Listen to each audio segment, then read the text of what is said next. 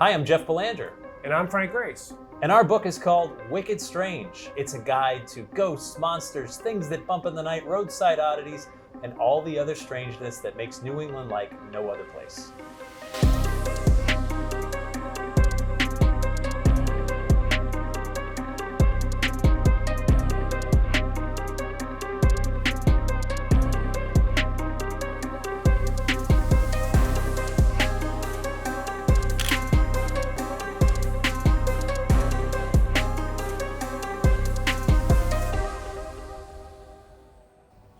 So this book was made for us, somebody like us. That's who you write a book for, right? Right. I mean, for yourself, and definitely like the 13-year-old versions of ourselves. Yes. Who would just wide-eyed looking at these stories, hearing about these stories for the first time, and you go, really? What if? Right. What if? And we just never got sick of hearing about those stories, even though we grew up. It's been an adventure, yeah. Yeah. It's the things that make our communities unique. You know, we live in a time when we're being taken over by box stores and chain restaurants and everything's getting so homogenized, but these legends belong to specific communities and they'll tell you about them. The locals will, if they trust you. And it's been such a fun adventure doing this for, over 20 years now, just collecting these stories, these wonderfully weird stories that are often pretty visual. So to have your photography partner up with some of these strange tales, it's just been such a treat to work on. Yeah, not only does the stories, the text and everything tell you all about the story, but the picture, the photos will bring you there. It adds I always think of it as a synergy between us, you know? Yeah. The picture tells a story, the words tell a story, but together they tell the whole entire story. Part of it too is when you hear a strange tale, you want to see it. Right. If I said, there's this really strange headstone that of a guy that said, he was persecuted for wearing a beard. Yeah. I can tell you all about that. But when you see it and read the actual headstone, and then you go, oh my gosh, that's really there. And then when you read the text and realize there was a time where a man was tackled, assaulted, and arrested for wearing a beard in Massachusetts. Right. It's sort of mind-blowing. Yeah. And there's something about something in stone. Right. It's one thing to look at an old newspaper article. It's another when you see an actual headstone with an embossed head with a beard.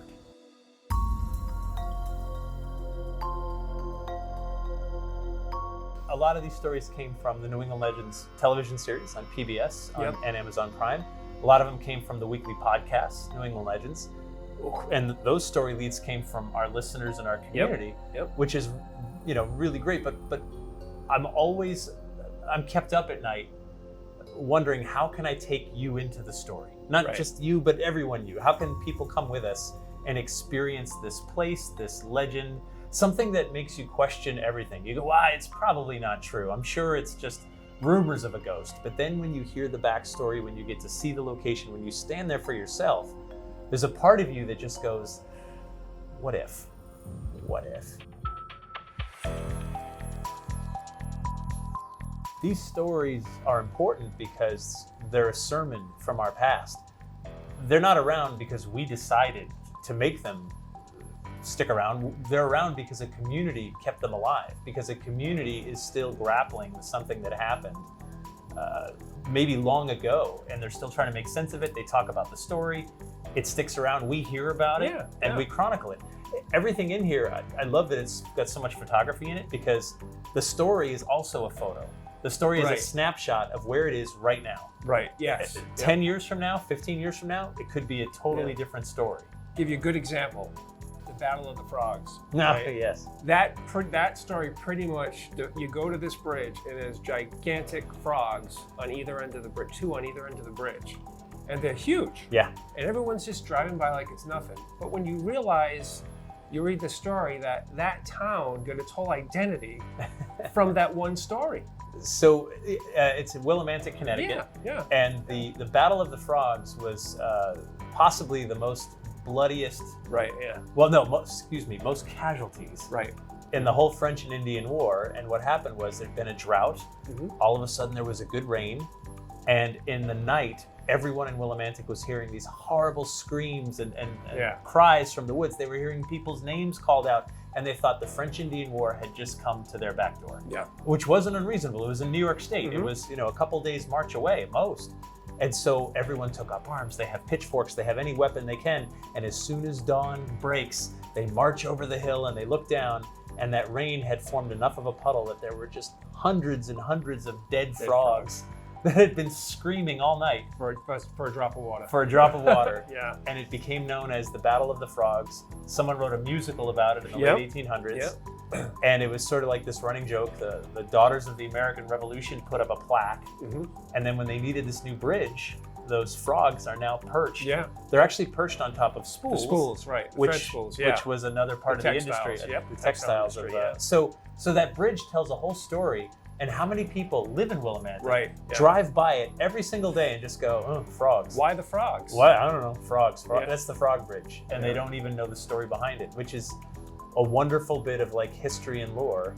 A time where it was not impossible that a war had come to your back door. Right. And you were afraid and you were ready. Yeah, and so to that, especially to that town's identity, that's why that story is important. I mean, it was important enough that they put money into putting those statues up and making such a huge display of them. They weren't free. Right. Oh no, they are something else to look at. Yeah. They are really impressive. Yeah. Yeah.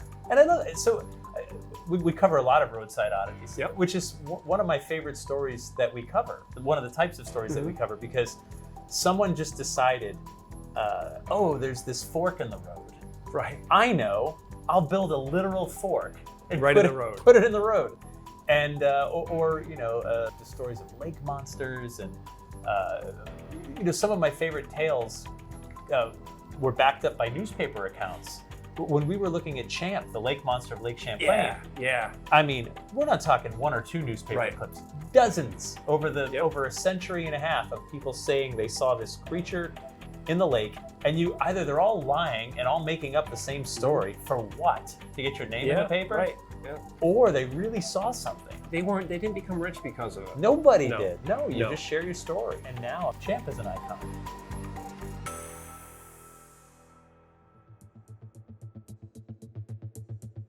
So my favorite story that we covered in the book was the Betty and Barney Hill UFO abduction story, the first well-documented UFO abduction that took place in Lincoln, New Hampshire. And the reason why that story means something to me is I remember being completely scared to death as a little kid, thinking, wow, somebody can, come and take you right out of the car, do these weird tests on you, put you back, and you have no say in the matter. So to be able to go to the University of New Hampshire, make an appointment, and show up, and they have Betty's dress right there, which you'll see in the book, as well as with the alien bust, and all the huge files of all the correspondence between the case when it was happening with the government and Betty and the Hills and stuff like that. It all came together for me, that story. I love that story. Asking what my favorite story is in the book is the hardest question you could ask. All I can liken it to is if you had a bunch of children, which is your favorite?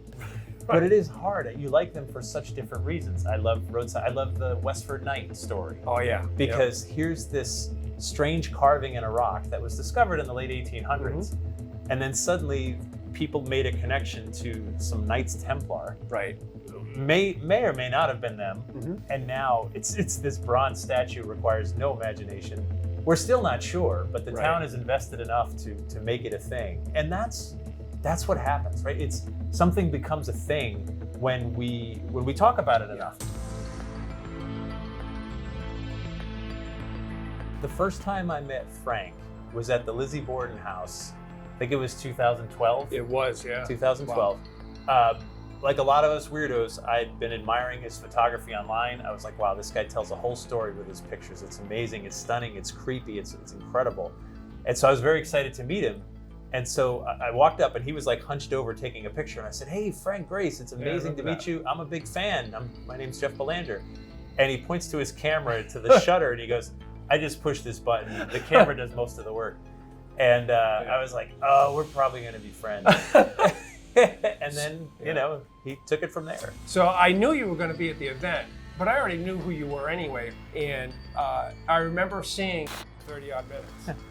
And I thought, let's see what Jeff's all about, And I turn it on, I'm watching it on the iPad, and all of a sudden you do the intro, right? Because I'm expecting something dead serious, something straightforward. It was, when you're standing there and there's a crop circle and all of a sudden a lawnmower goes by, indicating, hey, the crop circle was made by this lawnmower. You get the Bigfoot in the cooler and stuff like that. Yeah. I'm like, okay, this is a funny dude, man, who knows how to tell a story. Yeah, I was a fan before any of this, and I couldn't believe when he first said, "Hey, let's work together." Like, yeah, heck yeah.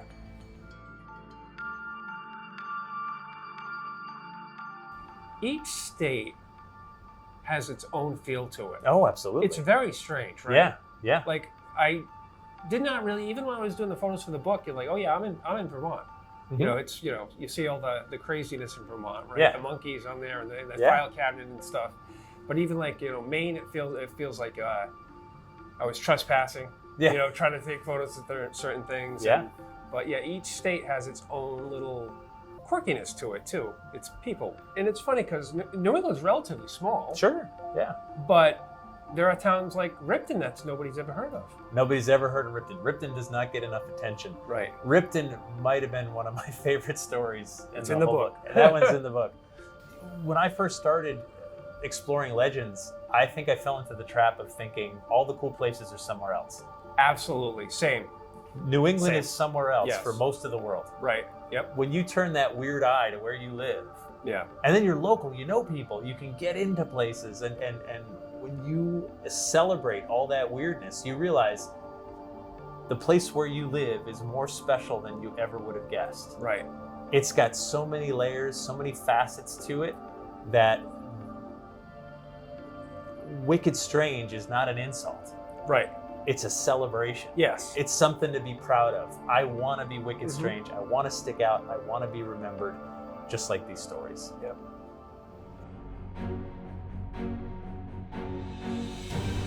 Ghosts, monsters, roadside oddities, strange artifacts, weird history, eccentrics that stick out, people, places, things, rockets on town greens, art that you're not even sure is art, stuff that bumps in the night. We call it Wicked Strange, and you can be part of it right now. The book is out.